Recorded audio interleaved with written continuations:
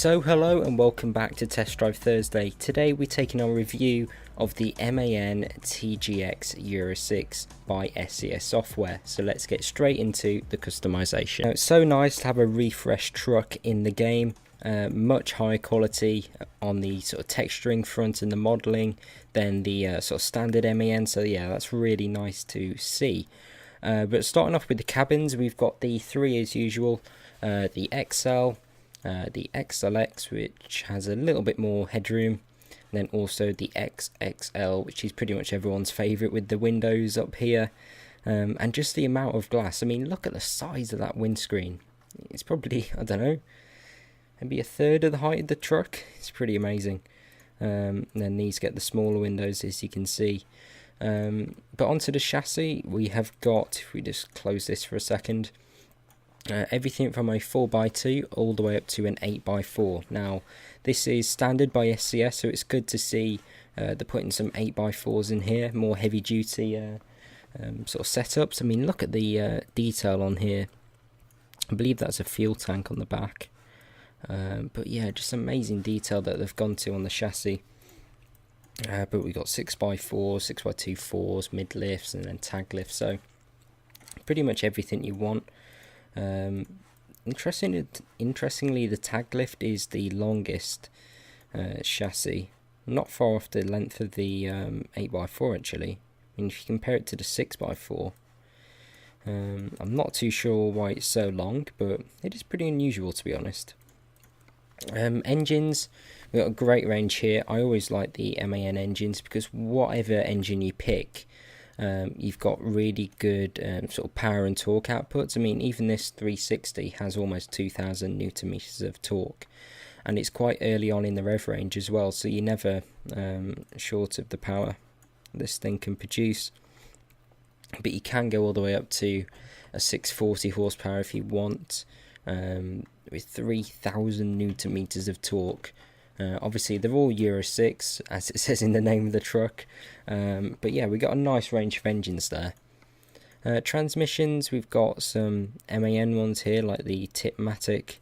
Also got some ZF 16 speeds, and then we've got some Allison 6 speeds. Now I always go for the Allison 6 speed when I'm using automatic transmissions, because the shifts are so quick and the gearbox is so responsive. So yeah, I usually go for that. Now, if you look here, all of the models have sort of an automatic transmission, so I like to play it realistic and go for that automatic transmission. And as I said, I usually go for the 6-speed because it's probably the best sort of responsive gearbox in here. But in terms of the interior, it is fairly nice in here. I mean, the textures are excellent. Not sure why there's a smiley pillow over there. It's a little bit weird. We've got this sort of fake carbon fibre-y type look on the side here. You can go up to the exclusive sort of cabin. It's basically just cream. It's not like the old MAN where the exclusive, you got the sat-nav. You've got that in the standard here as well. But yeah, it is really well textured. I mean, looking around, there's no sort of dodgy modelling or anything. It's really well done. Onto the paint jobs. I like how they've got the paint codes here. I presume these are accurate to real life. That's really nice that they put those in. We have got obviously custom colour, and then all the standard ones. Got custom metallic, and then all the ones you'd expect. Now onto the customization. There is actually quite a lot for a standard truck. It's quite impressive. I presume they're going to bring some kind of MAN tuning DLC out, just to make even more money. But what's here isn't too bad at all. You can change the grille. You can make that paint if you want. Personally, I prefer it plastic, and it also makes this chrome when you go for plastic. I just think it works a lot better. I do think it looks a bit weird when you go for it like that. We've got a bull bar. It would have been better to see them integrate the bull bars a bit better, because they are sort of showing their age a bit now. They are a bit basic. Some of the mods are doing a little bit better. As you can see here, it's probably going to be a DLC feature, I guess. which is a bit of a shame they do it that way, and the same here as well. I wish they sort of integrated more from standard, but you can choose between a sort of shiny gloss black or a painted grille. I do like the gloss black. You also make this badge plate here paint or sort of chrome look. Personally, I prefer chrome. Mirrors, you can either have them plastic, which is again this sort of like a matte aluminium kind of look, same as across here. Or you can also have it in paint. Here we have got the frame. You can either have it paint or sort of plastic. I prefer it plastic. It sort of makes the windscreen look bigger. I just think it works better. Stock. Now up here we have got the sun visor, only one available. Again, I presume they're going to bring more out soon. You got the window frame. Again, I think it looks better black. It flows a lot better. You got the flags. I guess this is going to be more features coming soon. Here we've got the side plates. You can have this in sort of chromey type finish or paint, or the standard if you want to leave it open and save a bit of money, or quite a lot of money actually, between 10 and what, 17,000, so that's quite a bit of money saved. Here you can paint the arches. You can also cover them if you want with plastic or painted covers. Moving on up, we have got the side deflectors, and then the sort of roof deflectors, and you can also paint this stripe here. I'm not sure what I prefer, paint or sort of stock on that. I think it depends what colour scheme you go for. What looks best. Up here we've got the light bars, nothing new here. I do wish they would add sort of painted light bars by standard, that'd be a lot nicer. And then you also got the beacon. I don't think I've missed anything. Maybe the side mirrors, but you can't do much with them. Anyway, so moving on to the interior. Steering wheel, you can't change. Maybe you can change it in the future. I'm not too sure. We've already got a sat-nav built in, so that's fairly pointless, even though this sat-nav is quite small, as I'll show you in a bit. But you got cabin accessories there. Those are the mirrors. You got the sort of number plates in the window. Put some random stuff on there if you want. And yeah, I think that's pretty much it for the interior and the configuration for the truck. So now I'm going to do a time lapse of me building this truck to my spec.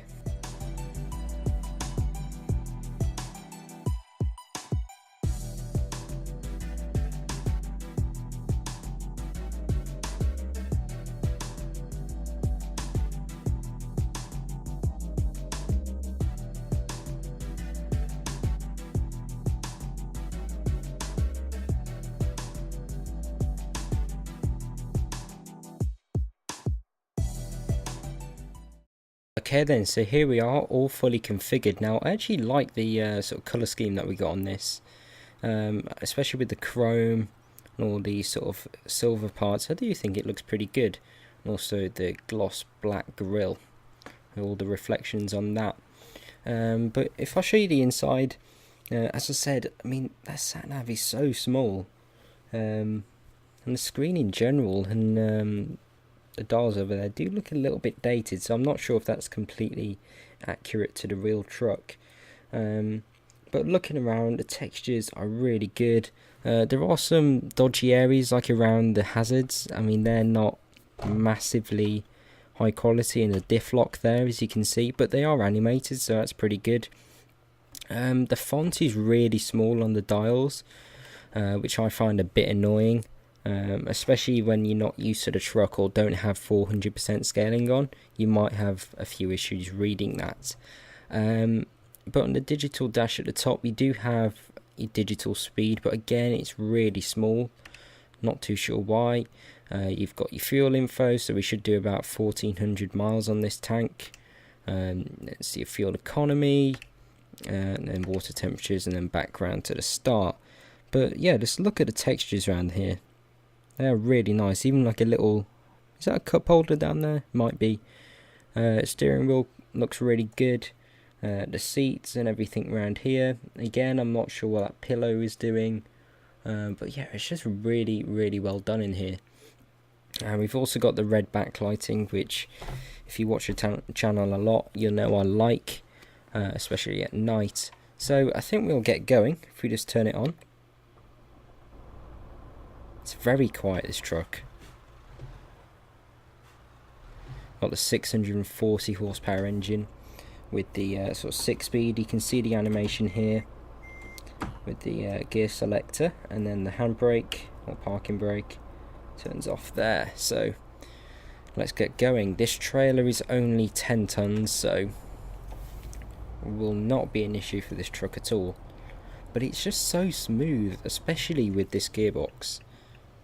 If we just pull out here, the brakes aren't too bitey either. You can really sort of modulate them quite well. But I'm hardly on the throttle here, and it's just getting going so easily. I mean, those gear shifts, you can barely sort of hear them. You don't have to think about them at all. Oh no, I was about to put my foot down to get through them, but no, we didn't get there in time. Yeah, look at it going down the gears. So smooth. I do think it's a really good looking truck, this. In many ways, I do think it looks a lot sharper than the new Scania. The new Scania definitely looks at probably a little bit more striking, but I do think this is a really good looking truck. Probably a lot smarter than the Scania as well. I mean, around town it's just so easy. If you compare it to, again, the Scania, or especially the Scania V8, that is quite, not aggressive, but it feels quite lively to drive at slow speed, just because of the sort of power delivery. I mean, this is just super linear. I mean, look at that, up to the speed limit straight away and into fourth, and you can barely hear it. It's not like a Scania V8 where you can hear the engine really work when you put your foot down. This, you can barely hear it. I mean, we're doing full throttle acceleration here, and it's just doing just fine, and we're already at the speed limit. Super easy, and then back into fifth, and then sixth, and it's just completely chilled out. It's great. It's sort of a mix between the sort of responsive driving of a Scania and the sort of relaxing drive of a new Volvo. So if you like those two, then you'll definitely like this truck. I think we need to turn the wipers onto faster mode. Obviously the windscreen is massive. When you sit in here, you can't see the sort of top of the windscreen, which is a bit of a weird sensation. But it is really nice, and it's great for if you're exploring a map, just because of all the visibility and the amount of light that's let into the cabin. Because as some of you know, I used this a few years back for my exploring Iceland sort of series, Trucking on Ice, which was really fun. In this, I'm not sure if I think it was the older generation TGX actually. But still fairly similar driving experiences. This is probably even more refined than that was. It's just a little bit more quieter, and it just responds a little bit better on the road. I mean, look at the steering. It goes exactly where you want it, but it's not like the Scania where it's super darty at high speeds. This seems a little bit, I don't know, you've got a lot of more angle to play for when you're on sort of more main roads, so you're not sort of shaking the truck all over the place at slower speeds. But if we turn the cruise on, there we go. That is what I don't like about this truck. The displays are just too small to read them properly. It's really annoying actually.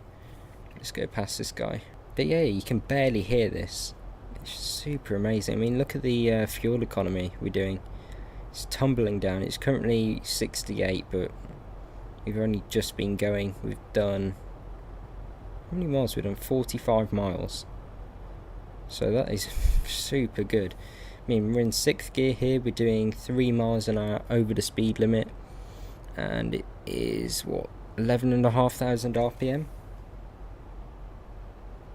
11. Did I say that right? 1150 RPM, I should say, if I said it right. Yeah, it's super quiet. I do really like it.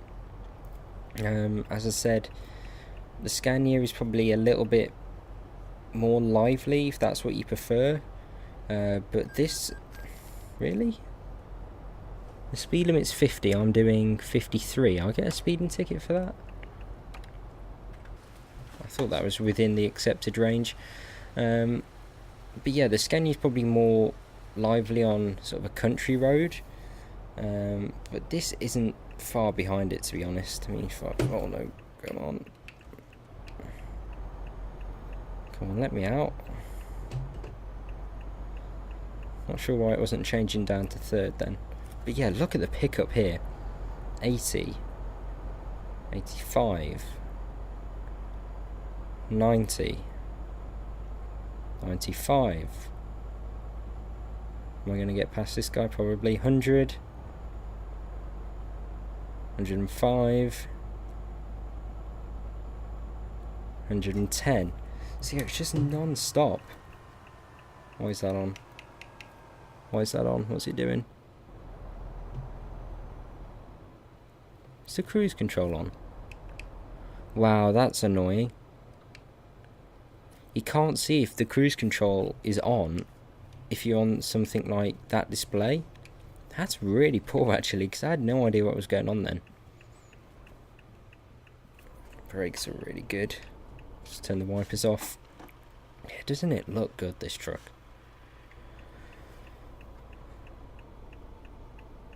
There we go. But yeah, I really do recommend you having a look at these. I do think it's the best truck in the game, to be honest. Best all-round truck anyway. The Volvo is probably slightly quieter and more suited to even longer distance, but if you do a sort of mix between sort of country driving and then more of the stuff like we just did on the Autobahn, this is the best truck between the two, Scania and then the Volvo. I can safely say that. And if I had to choose one truck to drive on the game, it'd be between this and a Scania S730, and I probably would choose this, to be honest. I like it that much. I do think the interior of the Scania is better. This looks a little bit dated now. I mean, if you compare it to the Scania again, or even the Volvo, but it really isn't too bad. It's a driving experience that really excels with this. But yeah, really do enjoy driving it. The blind spots aren't too bad. The mirrors are quite big, but the sort of window bezels are quite small, so it isn't too bad at all. But if we turn in here and see what it's like to park. There we go.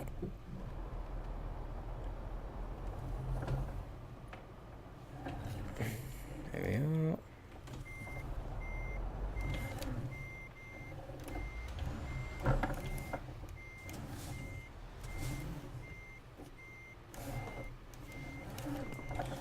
Probably just straighten that up a bit.